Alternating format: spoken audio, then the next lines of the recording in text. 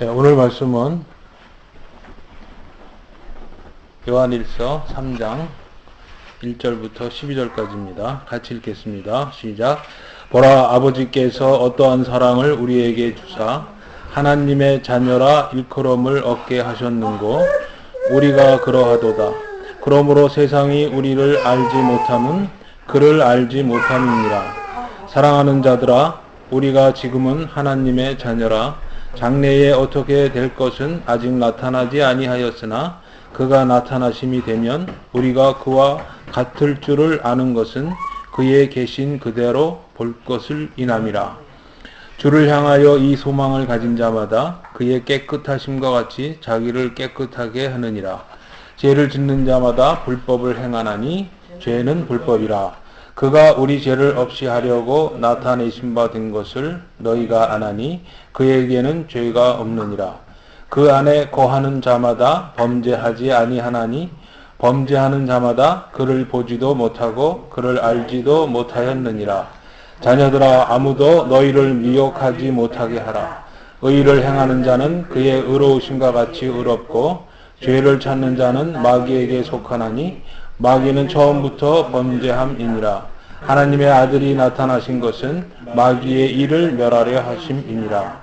하나님께로서 난 자마다 죄를 짓지 아니하나니 이는 하나님의 씨가 그의 속에 거함이요 저는 범죄치 못하는 것은 하나님께로서 났음이라.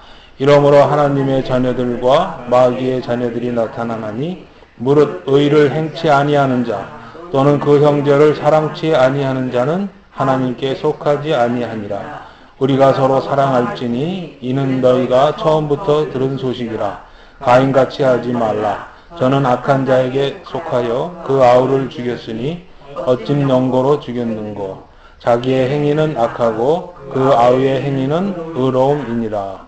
아멘. 우리가 읽은 그 요한일서 3장의 말씀은 사도 요한이 우리에게 주신 말씀입니다.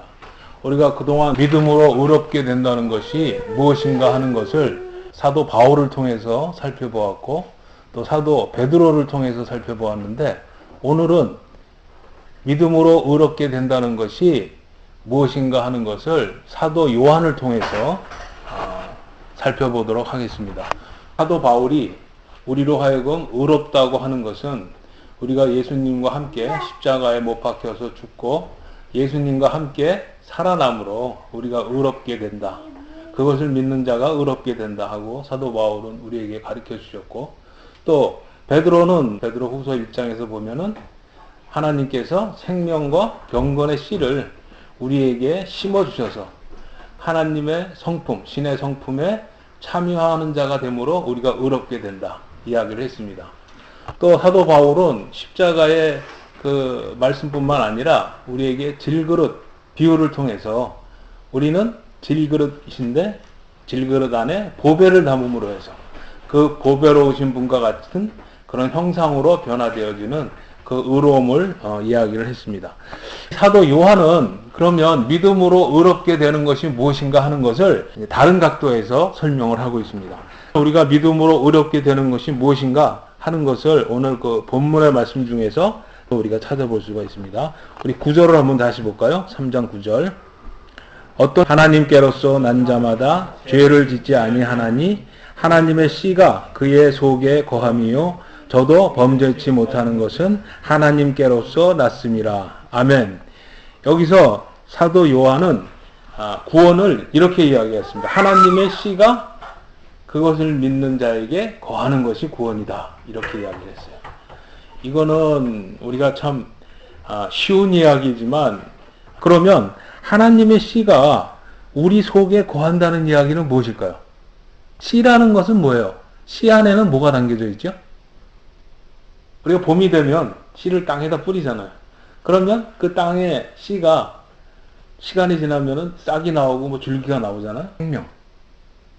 씨가 생명을 갖고 있잖아요. 그래서 그 씨를 심으면 그 씨의 형체대로 그 씨에 담겨져 있는 뭐 DNA처럼 그 씨의 모양을 갖고 자라나게 돼 있잖아요. 하나님이 우리에게 씨를 주셨다는 것은 하나님의 생명을 씨로서 우리에게 심어주셨다는 거예요.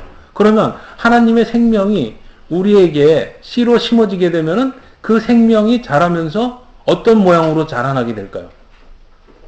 그 씨에 원래 담겨져 있는 그 형체대로 자라나게 되겠죠. 하나님의 생명의 씨가 우리에게 심어져서 그 생명의 씨가 자라나게 되면 우리 안에서 어떤 형태로 자라나게 된다는 거예요, 우리가. 이게 바로 구원이라는 건데, 이 간단한 이야기를 지금 사도 요한은 우리한테 해주고 있는 것입니다.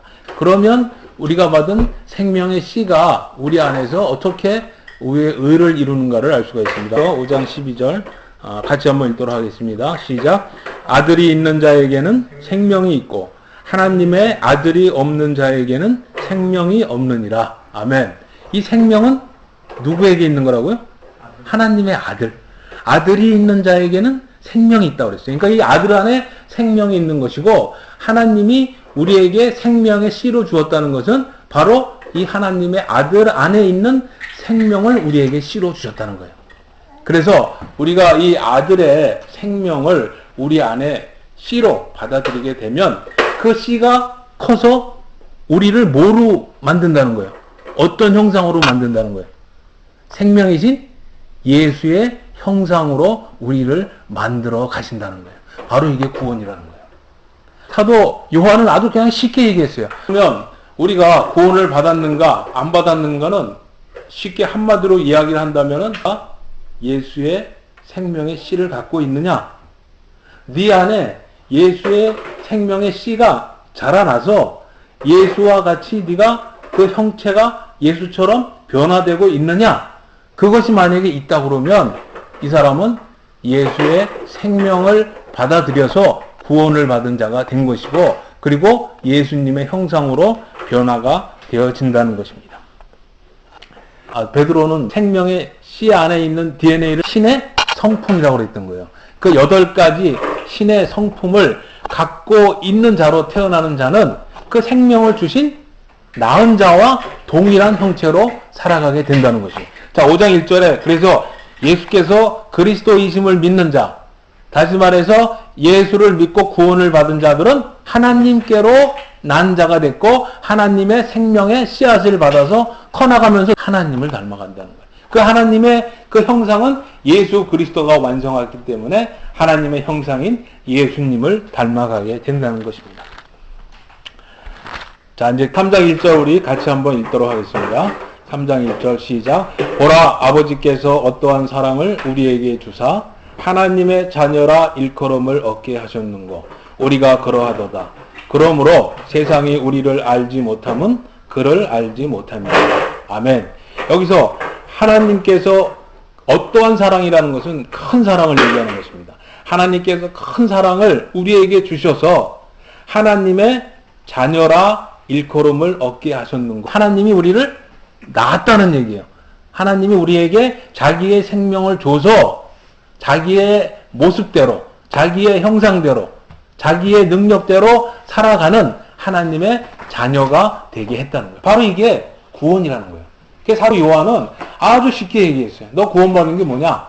네 안에 하나님의 씨가 들어가서 그 하나님의 씨가 자라서 네가 하나님처럼 살아가게 되는 것, 그게 바로 구원이다 하고 이야기를 하고 있는 것입니다.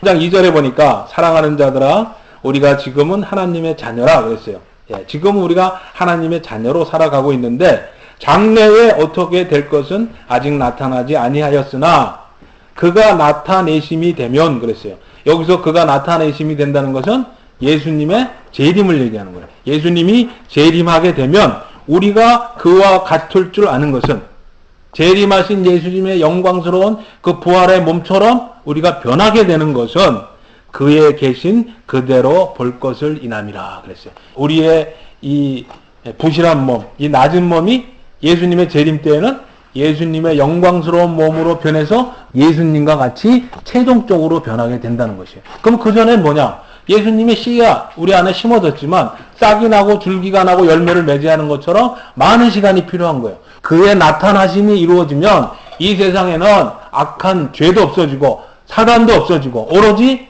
하나님과 예수님과 성령님이 지배하시는 온전한 세상이 오기 때문에 우리가 예수님의 완전한 씨의 형상의 열매를 맺게 된다는 것입니다. 3절에 이런 소망을 가진 자마다 자기를 깨끗하게 해라. 예수님처럼 깨끗하게 해라. 그리고 죄를 짓는 자는 불법을 행한다. 하나님이 주신 율법에 어긋나는 자들이니까 하나님의 형상을 가진 자, 하나님의 씨를 갖고 살아가는 자는 죄를 짓지 말아야 된다는 것이. 이게 굉장히 중요한 거예요. 이 죄는 그 씨를 못 자라게 하는 악한 독소가 되기 때문이라는 것입니다. 그 다음에 6절에 보면 그 안에 거하는 자마다 범죄하지 아니하나니. 9절을 보세요. 9절을 보니까 하나님께로서 난 자마다 죄를 짓지 아니하나니. 예수 안에 거하는 자, 다시 말해서 하나님께로서 난 자, 하나님이 나서 생명을 줘서 예수님처럼 살아가는 사람들에게는 죄를 짓지 아니하나니 그랬어요. 근데 예수 믿는 사람들 죄 안 짓나요? 다 죄 지어요. 여기서 죄를 짓지 아니한다는 얘기는 계속적으로 알면서도 고의적으로 또 습관적으로 죄를 짓는 그 옛날의 행태에서 벗어나게 된다는 것이에요. 진짜 우리가 예수님처럼 거룩해지는 것은 우리 안에 하나님이 실어주신 예수의 생명이 자라날 때 우리가 죄를 짓지 않게 되고 우리가 예수님처럼 거룩하게 되는 것이지, 우리가 율법을 따른 그 행위로서는 구원도 얻지 못할 뿐만 아니라 우리의 생활이 예수님처럼 거룩해질 수가 없다는 것이에요. 그러니까 예수님이 가르쳐 주신 것처럼, 또 사도 바울이 이야기한 것처럼 우리는 우리의 힘으로 의로움과 의로운 생활을 할 수 없기 때문에 하나님이 미리 마련하시고 우리에게 공급해 주시고 그의 능력 안에 있을 때에만 우리가 구원을 얻게 되는 것이고 우리가 이 땅에서 의로운 생활을 할 수가 있게 되는 것이에요. 그것을 사도 세 분은 각각 다른 각도에서 설명을 했어요. 사도 바울은 어떻게 설명을 했어요?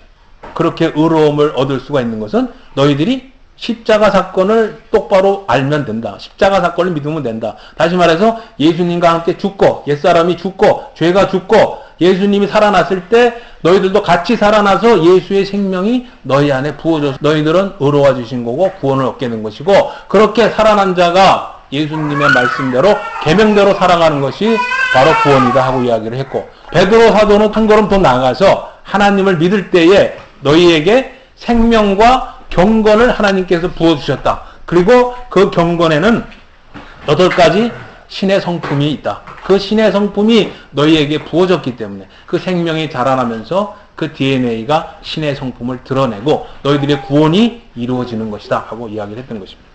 자, 그러면 사도 요한, 예수님을 가장 가까이 모셨고 예수님과 가장 가까이 친했던 이 사도 요한은 믿음으로 말미암는 의를, 그 구원을 오늘 뭐라고 표현을 했다고요? 구원이라는 것은 하나님의 씨가 우리 안에 심겨지고 자라나는 것이다. 그게 바로 구원이다 하고 이야기를 했던 것입니다. 예수 그리스도의 아바타처럼 이 세상에 정말 빛을 줄 수 있고 귀한 세상을 만들어가는 여러분과 저가 되기를 간절히 원합니다.